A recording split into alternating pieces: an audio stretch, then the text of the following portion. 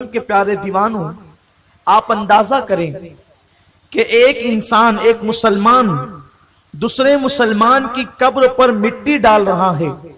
اور وہ یہ پڑھ رہا ہے کہ ہم نے اسی مٹی سے تمہیں پیدا کیا، حالانکہ اس کا بظاہر کوئی فائدہ مردے کے لیے کیا ہے؟ مردے کے وجود پر تو مٹی پڑ رہی ہے، لیکن یہ دعا اللہ کے حبیب صلی اللہ علیہ وسلم نے کیوں تعلیم فرمائی ہے؟ حضور صلی اللہ علیہ وسلم کی سنت یہ کیوں قرار دی گئی ہے کہ جب بھی تم کسی مسلمان کے وجود پر یعنی اس کی قبر پر مٹی ڈالو گے تو تم یہ دعا پڑھو گے، منہا خلقناکم، اسی مٹی سے تمہیں پیدا کیا گیا ہے۔ غرض کے پتہ چلا کہ مٹی دینے والے کو بھی یہ احساس دلایا جا رہا ہے، اے مٹی دینے والے،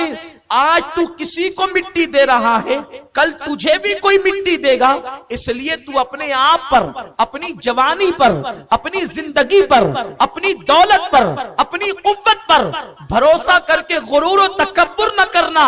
بلکہ اللہ تبارک و تعالیٰ نے تجھے قابل غرور نہیں بنایا۔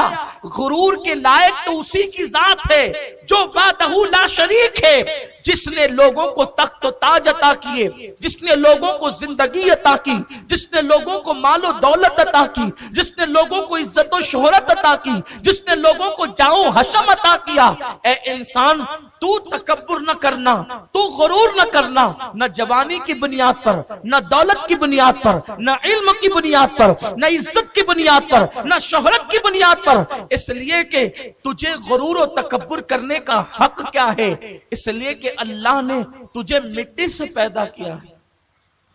انسان، تیرا وجود مٹی ہے۔ آج کل ہماری قوم کے جوان اگر جوانی کی دہلیز پہ قدم رکھیں تو چونکہ ان کو دینی معلومات تو ہوتی نہیں یا بہت کم ہوتی ہے، سطحی طور پر ہوتی ہے، بائک مل جائے،